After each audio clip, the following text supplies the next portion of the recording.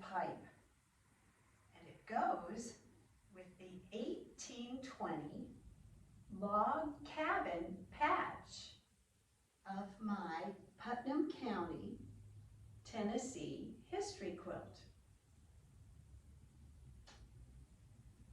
High in the maple tree, Mahala peered through the splashes of orange and yellow leaves at the dust cloud boiling closer on the road far below.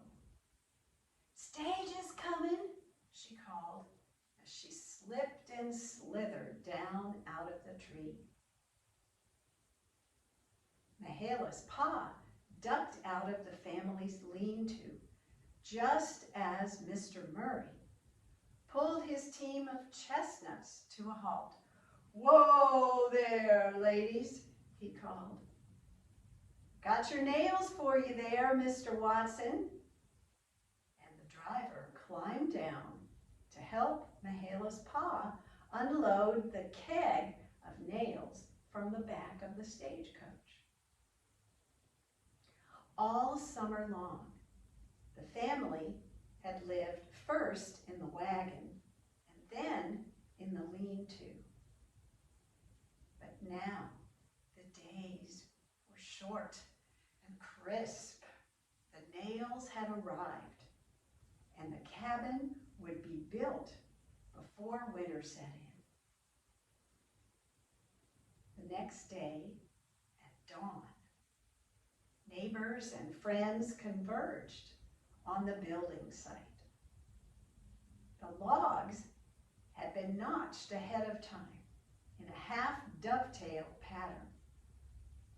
And now the men, the fathers, the brothers, the husbands, the sons, began to put the log cabin together like a great jigsaw puzzle. The nails would be used to secure the roof frame and the shingles. The women, the mothers, the daughters, the sisters, the wives, and the little boys brought water all day long to the thirsty workers. The smell of salt and sweet called the workers to the long trestle tables at midday and dusk for meals of ham, corn, beans, rabbit stew, cornbread, and pies. The cabin went up like a balloon. The next day, the family moved in. Word spread of the new cabin with the big sleeping loft that was at the crossing of the Kentucky and the Walton roads. Neighbors and travelers were glad to trade a night's lodging for all the news and the latest gossip. And Mahala loved to watch their ways. Just before the first frost, Long Hunter Bishop and Captain Douglas, Revolutionary War friends of Mahala's pa, came to stay for a while. The next day, a circuit rider arrived, a young preacher making his rounds. And he sure did have a way with the sugar bowl. He would sit at the table and spoon the sugar directly from the bowl into his mouth as he waited for Mahala's ma to bring in the great platters of food.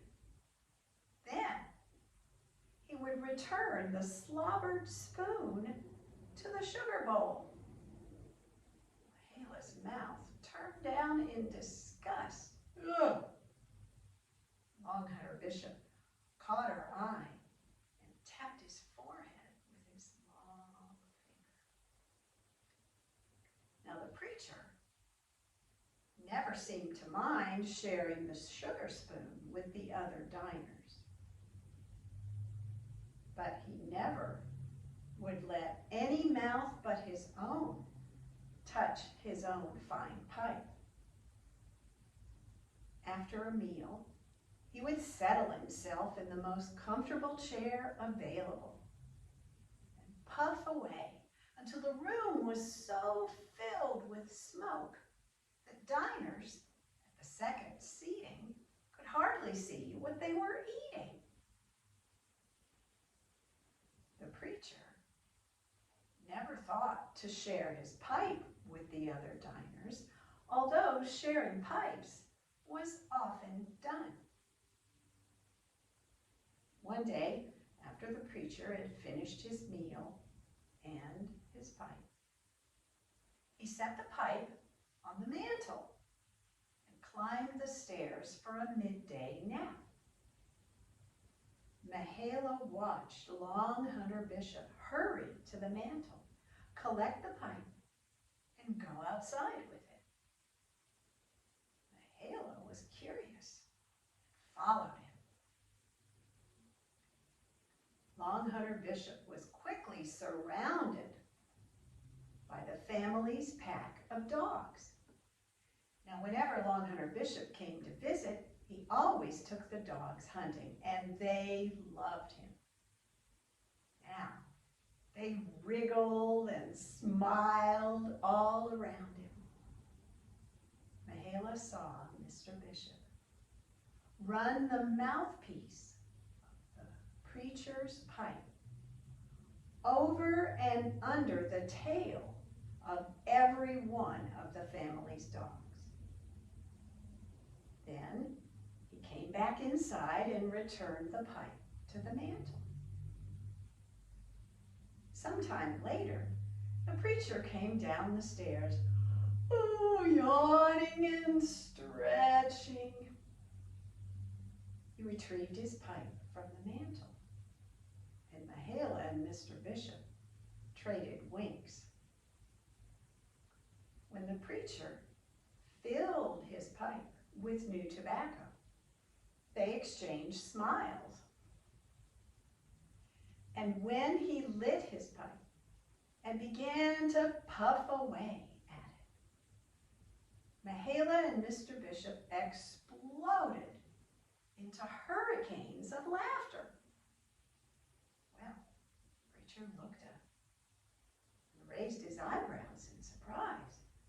He had no idea what had happened, but thanks to Mahala, the whole settlement soon knew that the preacher had been dogged.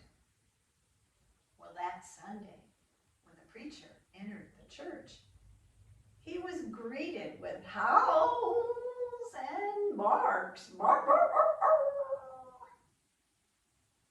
When order was restored, the preacher recited the Lord's Prayer and hurriedly left the church. From that day on, the preacher was a lot less familiar with the sugar spoon and a lot more generous with his pipe. Long Hunter Bishop caught Mahala's eye and tapped his forehead with his long finger. And that's the story of the preacher and the pipe.